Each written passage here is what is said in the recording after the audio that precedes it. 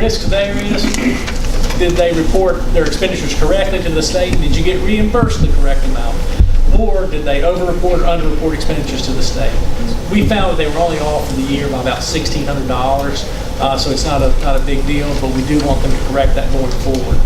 Primarily to make sure you don't shortchange yourself and you don't forget to request a refund from the state for those expenditures in that department. If you look at the handout, I'll start with page 1, and we kind of have just some general information about the county. You should see a table there that has a bunch of information going back to 2010 fiscal year. And probably the thing to key on here is that your annualized growth rates over in that far right column, this is for the general fund. You can see overall the general fund's revenues have been growing at about 2/3 of 1% a year. So pretty flat. And then later on, I'll point out something in another slide. Expenditures have been growing at about 1% a year over this look-back period. And you can see really what's happened, or what you can see on the expenditure side of the house, is that interest costs have gone down since 2010. So that's kind of giving you some money to use in other areas of or other operating areas. But again, revenues have been growing, like I said, about 2/3 of 1% a year. Expenditures about 1% a year. You know, we typically say it's pretty hard to keep your expenditures growing at less than 2% a year. So you're at 1%, that's pretty impressive, and that would be extremely difficult to do for a really long period of time. Inflation is just going to catch up with you sooner or later. But overall, you can see at the bottom, we did have an ending fund balance of $15.8 million, but that includes about $7.4 million in debt proceeds, unspent debt proceeds at the end of the year. So the actual kind of usable fund balance, if you will, I think was about $8.5 million, which is still a healthy number. So even though those revenues aren't growing, you still have a healthy fund balance. The next 2 pages are graphing out that information. So I won't go over those, but you can just take a look. Those kind of give you just a visual presentation of that data. And then next page, page 4, we have the same information for the school board. Of course, their annualized growth rate revenues have been decreasing just under 2% a year going back to 2010. And operating expenditures have been decreasing about 1.6% a year. They also have a healthy fund balance.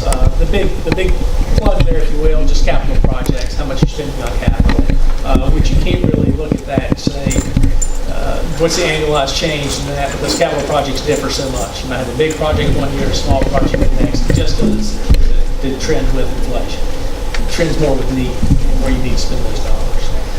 But they do have a healthy fund balance at the end of the year of about $4.9 million.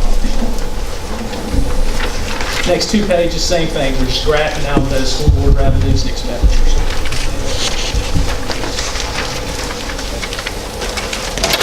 Page 7, I'm just showing you the original tax assessments, the assessed values, so you can see how those have been changing over time. Overall, have been growing those assessed values about 1% since 2008 on an annualized basis.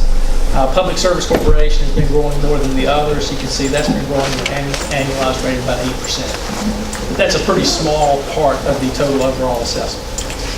And this is going to include taxable and non-taxable. So if you've got non-taxable, tax relief for the elevator or something like that, that's going to be included in these assessed values.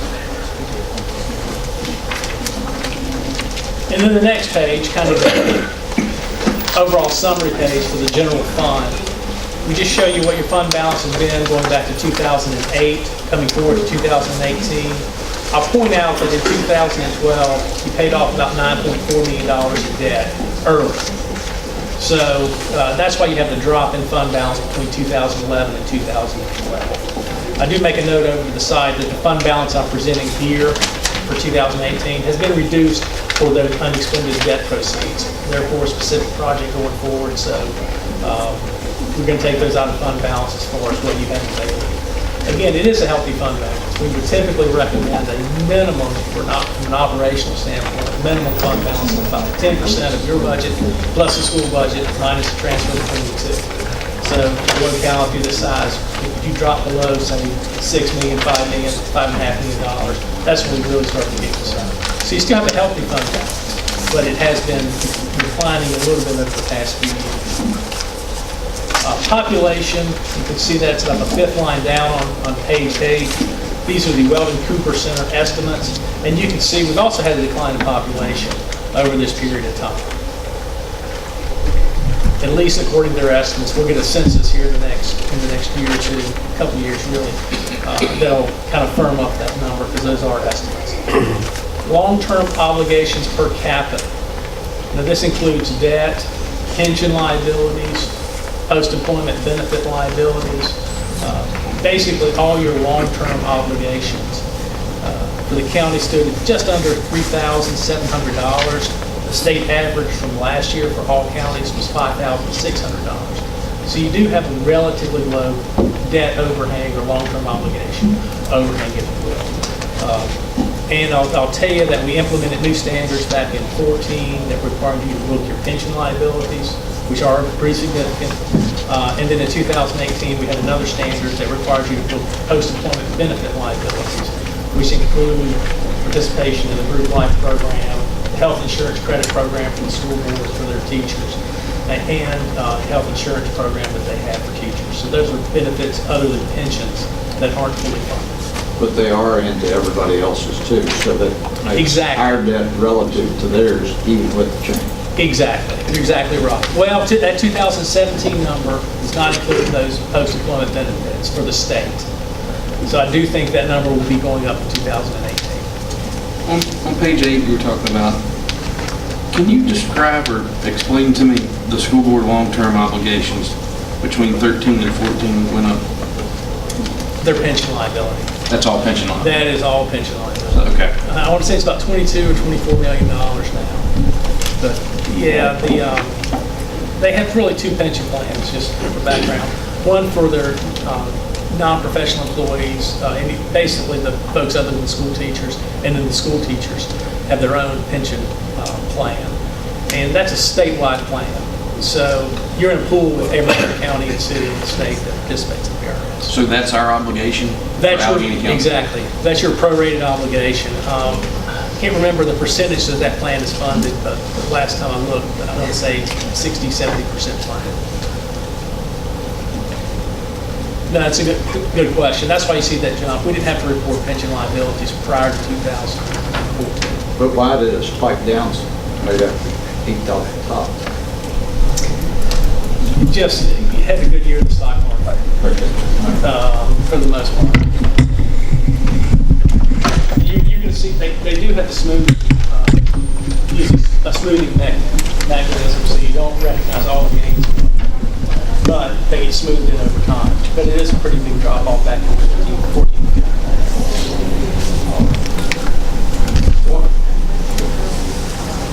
One other question. You've talked about back earlier in the presentation about the growth and expense of 1.1. On page 7, you have the growth. That's almost 1/3 where the 1% comes from, which allows you to break even to keep plugging along. Yeah, exactly. The assessments have been growing just at 1%. And your revenues overall haven't been growing quite that rate because state revenue hasn't been growing at that rate.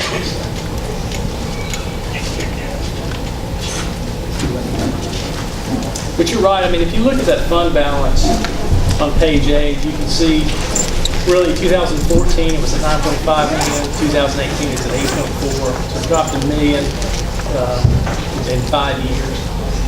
So not a significant decrease. We're going to fix that growth number. That's the only thing we're missing right here. Alleghany County is very cyclically conservative. We're just missing the growth. Yeah, I think, auditors don't say too many nice things, but I think for the most part, what we see on the expenditure side is you guys are holding the line pretty tight. I mean, expenditures are growing at 1% a year. I just don't see that too many localities. Most of the time I'm seeing at least 2% growth. 2% growth and assessed value versus 0.94 would make one peg. I think you guys Oh, absolutely. All it takes is a little bit. Over a long period of time, there's a compounding effect. The next couple pages 9 and 10, are what we call our letter to those charged with governance. It's essentially, if we came to do an audit and ran into problems, we would report to you this letter. We still have to send you the letter, but you get the standard letter. It does talk about significant estimates in the financial statements and significant disclosures.